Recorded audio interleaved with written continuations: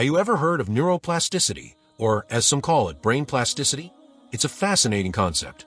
It means that your brain has the ability to change, adapt, and rewire itself, like building blocks of Lego.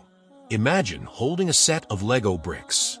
You can assemble them one way, then break them apart and rebuild them differently. That's your brain. It forms connections, grows new pathways, and reshapes itself based on what you do, think, and feel. Inside your brain are billions of neurons, tiny channels that connect to one another to create highways of thoughts, habits, and behaviors.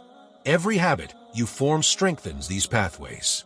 When you stop certain habits, those channels weaken, making way for new ones. Children's brains develop rapidly. By the age of 6 or 7, most of the foundational pathways are already formed. After that, development continues, but in a different way. At puberty, something extraordinary happens. The prefrontal cortex, the part of the brain responsible for decision-making, judgment, and self-control, starts maturing. This process continues until about the age of 25. Allah, in the Quran, even draws attention to this part of the brain.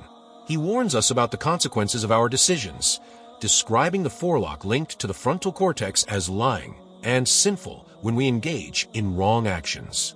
It's a reminder of our responsibility to make the right choices.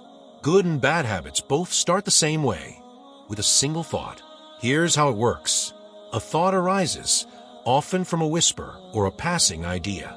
If you hold on to that thought, it becomes an idea. The idea grows into a plan. The plan turns into an action. Repeating the action creates a habit. The more you repeat a habit, the less sensitive you become to its effects. Over time, it becomes second nature. Unfortunately, this is how addictions form. But the good news is, you can reverse the process. To break a bad habit, you need willpower. Start with the decision to change and ask Allah for help. Then, reverse the cycle. Recognize the thought that leads to the habit. Replace it with a positive idea. Plan a new action. Repeat the new action consistently until it becomes a habit. For example, a young person struggling with an addiction to inappropriate content can take practical steps like removing temptation, blocking harmful websites, putting their phone away at night, or seeking support from a trusted friend. It's not easy, but with patience and persistence, the brain rewires itself. Now, let's talk about children. Every child's experience is unique, even within the same family.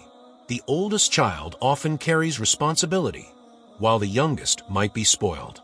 The middle child sometimes feels neglected. Each child develops differently, depending on how they are treated. Parents must remember, never compare one child to another. Each child's brain is like its own Lego set, building a unique structure based on their environment and experiences. Just because you feel anxious, stressed, or sad doesn't mean you have a disorder. It's normal to have ups and downs. But if you're struggling, seek support, whether from Allah, trusted loved ones, or professionals.